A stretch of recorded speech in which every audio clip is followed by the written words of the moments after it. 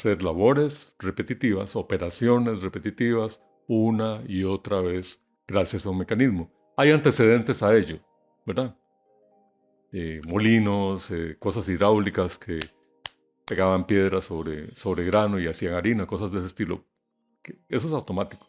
Pero que pudiera ser codificado, eso es una invención de Jacquard, ¿verdad? Son instrucciones para una máquina, no para una persona. Las personas también siguen instrucciones escritas. Eso inspiró a Charles Babbage, un polímata, un científico interesado en muchas cosas, a hacer unas máquinas. La máquina de diferencias es básicamente un algoritmo genérico que se puede parametrizar para producir tablas de seno, coseno, las cuestiones de las mareas, mortalidad de las personas, etc. Y luego la máquina analítica que sí estaba pensada para ser un dispositivo universal, pero la tecnología de la época no daba la talla en la mecánica de precisión necesaria para hacer el chunche. Y a la par de él estaba Ada Augusta Byron, condesa de Lovelace. Y fue la primera persona en ver que instruir a la máquina, para instruir a la máquina necesitaba otro tipo de lenguaje, un lenguaje. Y la existencia de lo que se creaba con ese lenguaje es lo que hoy día llamamos programas. Y que los podemos escribir independiente de la máquina. O sea, es un artefacto que nosotros creamos vía nuestro intelecto, lo expresamos en un lenguaje especializado y lo escribimos. Y la máquina sigue las instrucciones que creamos. Entonces, codificar es básicamente transferir esa creación humana que es el programa hacia algo que pueda ser cargado en el dispositivo, lo que ahora llamamos computadora. Eso era hace más o menos 2 siglos, ¿verdad? En la época en que se estaban creando las primeras universidades modernas en el mundo, aunque tenían ya, para ese entonces, unos 800 años, 700 años de existir. Las universidades modernas, donde se enseña ingeniería y tecnología, datan más o menos de la época napoleónica, ¿verdad? Hace aproximadamente 210 años. Fast forward, siglo XX. Lo de Babbage terminó ahí. Y en el siglo XX, al calor de lo que después devino en la Segunda Guerra Mundial, la gente quería hacer cálculos más rápidos. Entonces, a varias personas se inspiraron en el trabajo de Babbage y comenzaron a inventar máquinas que pudieran ser programables, ¿verdad? Dispositivos que fueran automatizables, ¿verdad? Y el desarrollo de la electromecánica, los circuitos eléctricos y años después la electrónica, ¿verdad?, hizo posible hacer eso muy rápido. Entonces, ideas de un filósofo lógico matemático contemporáneo a Babbage y a Ada Byron Lovelace, George Boole, el que inventó lo que ahora llamamos el álgebra booleana, ¿verdad?, inspiró el trabajo de un matemático que también era ingeniero, Claude Shannon, que dijo: lo que Boole dijo en lógica, nosotros lo podemos transferir a circuitos. Entonces, ideas de la lógica para diseñar circuitos y la noción de lo que ahora llamamos el bit, ¿verdad? Y las compuertas lógicas y demás, Claude Shannon las puso. Fue tan impactante. Dice que es la tesis de maestría más importante que se ha escrito hasta ahora, ¿verdad? Entonces, cuando comienza a juntarse el avance que se tenía ya en ingeniería, en cuestiones eléctricas y mecánicas y los saberes, con las nociones matemáticas y lógicas, y usar eso para computar, para hacer cálculos aritméticos, hacer comparaciones y cosas por el estilo, y secuenciar esas operaciones una después de la otra, y en algún punto tomar una decisión de seguimos un curso de acción versus seguimos otro curso de acción, y repetir, que ya estaba en el telar de Jacquard. Entonces ya tenemos lo esencial de lo que es la computación a como nosotros lo entendemos hoy día. Pero otra figura que apareció por ahí, Alan Turing, que publicó uno de los artículos más importantes, que se considera la piedra fundacional de la computación como ciencia, unos años antes, incluso antes de que Shannon sacara su tesis. En 1936, piensa en explicar qué es lo que nosotros entendemos como algoritmo, o un procedimiento paso a paso, inventando un dispositivo matemático. Los matemáticos no pensaban en estas cosas. Los matemáticos pensaban en números, formas, relaciones, cosas por el estilo, pero no en una operación que hiciera esto, otra cosa después y demás. Y es una tesis de matemática. Entonces, las mentes que inventaron las primeras computadoras parecidas a lo que hoy día tenemos, basadas en circuitos digitales, eran mentes de personas con formación matemática y lógica. ¿Sí? Matemáticos, físicos, personas de ingeniería eléctrica, algunos lógicos por ahí y algunos lingüistas.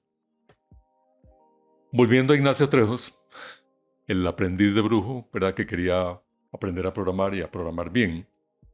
Entonces, ¿qué es importante de un lenguaje de programación? La sintaxis ayuda, pero al fin y al cabo es forma. Yo podría cambiar el vestido de la mona y la mona sigue siendo mona. Lo importante son los significados. Y es lo que yo escriba, qué es lo que realmente va a significar cuando se ejecute en la computadora, porque yo estoy escribiendo el programa. Eso es un acto distinto de ejecutar el programa. Tengo que imaginar qué va a pasar con ese programa cuando se ejecute en una computadora. Inventamos lenguajes de programación que se acercan más a como nosotros pensamos, lenguajes algorítmicos, básicamente, década y pico después de las primeras computadoras digitales, porque era muy propenso a errores, intelectualmente muy pesado, ¿verdad? Programar en el lenguaje de la máquina. Comenzamos a usar símbolos, como hicimos con la lengua hablada, ¿verdad? Símbolos para designar las operaciones de la máquina, luego poder darle un nombre, por ejemplo, a la dirección de la instrucción, a una variable, etc. Y después ya comenzaron a aparecer cosas algorítmicas. Por ejemplo, Grace Murray Hopper, una gran mujer, fue la primera que hizo un traductor. Usar una computadora para traducir un programa escrito en notación algebraica, como la que uno aprende en secundaria en el colegio, ¿verdad? Y que lo traduzca a las instrucciones de la máquina, porque nativamente la máquina no tiene eso. Pero es un programa el que traduce la fórmula hacia instrucciones de la máquina. Y ese es el germen de lo que hoy día llamamos compilador. Backus y compañía hicieron Fortran, Formula Translation, el primer lenguaje algorítmico completo. Y eso significó entonces un brinco intelectual para que nosotros pudiéramos ser mucho más productivos y expresivos a la hora de inventar programas, algoritmos. Lo que decía Tomás de Camino hace unos días, ¿verdad? El algoritmo realmente es la esencia del invento de una solución a un problema. ¿Cómo lo programo, cómo lo transfiero a código? Tal vez es menos importante. Para mí la programación incluye el diseñar el algoritmo. Tal vez para él la programación es lo que más bien llamamos codificación, que para mí eso sí ya es algo más, digamos, de menos creatividad intelectual. Entonces ya para el inicio de la década de los 60 aparecen científicos diciendo, bueno, ya hemos hecho unos cuantos lenguajes de programación. Para que tengan ustedes una idea, desde la publicación del primer compilador de Fortran en 1957 hasta 1968 ya se habían creado más de 100 lenguajes de programación. El estudio científico de los lenguajes de programación realmente inicia en la década de 1960. Los problemas de sintaxis se iban resolviendo, pero eran los problemas fáciles. No triviales, ¿verdad? Pero fáciles comparados con los de significado. Porque los significados son los que al fin y al cabo determinan si estoy resolviendo el problema correctamente. Pero mi programa es correcto en relación con una especificación, o sea, con una expresión de qué debería hacer. Mi programa es el cómo.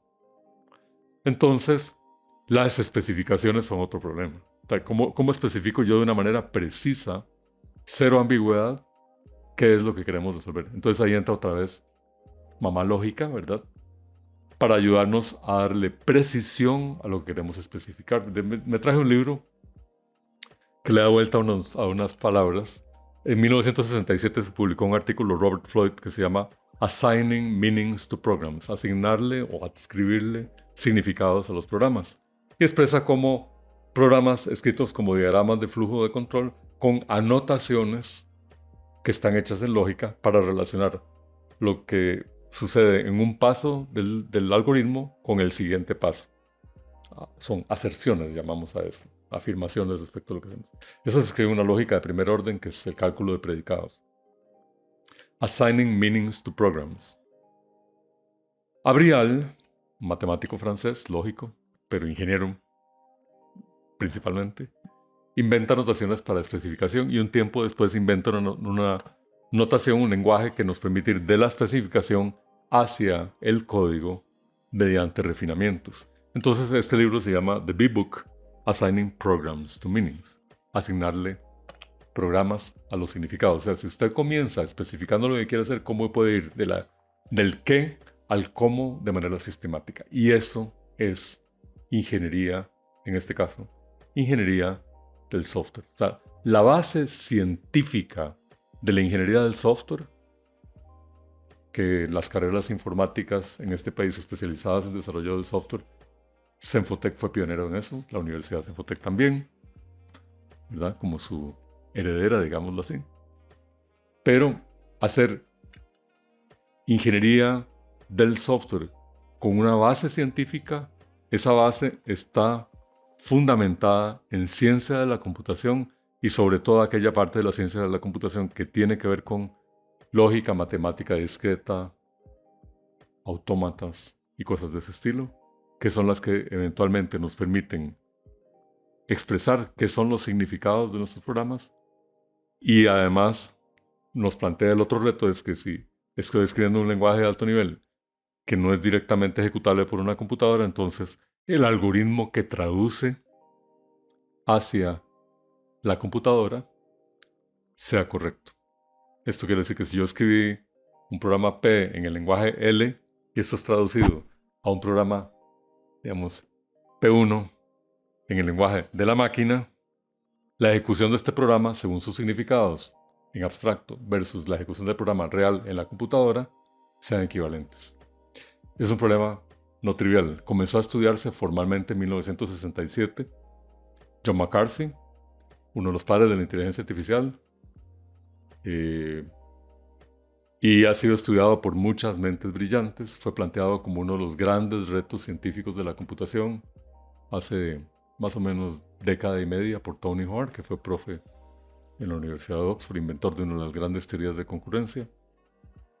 Y los franceses han desarrollado el primer compilador completo C, de los lenguajes más feos que hay, ¿verdad? Que es demostrablemente correcto. O sea que cada forma de traducir el programa está demostrado mediante un teorema matemático. Para llegar a ese punto, hubo que hacer investigación de decenas, posiblemente centenas de personas durante más de 40 años. Entonces no son cosas que ocurren en un pestañazo, son esfuerzos colectivos, intelectuales, de personas científicas a quienes las mueve la ética de hacer las cosas bien. En este campo muy específico, que está en el corazón de la programación, y es cómo conectamos la creatividad humana para resolver problemas usando computadoras y expresando esa creatividad mediante un lenguaje que sea apropiado. Pero además asegurándonos de que realmente está resolviendo lo que tiene que resolver y que va a ser traducido de manera correcta a la máquina que eventualmente lo va a ejecutar. Y ese ha sido un poco mi interés científico que puse a dormir cuando comenzamos con Cenfotec en el año 2000.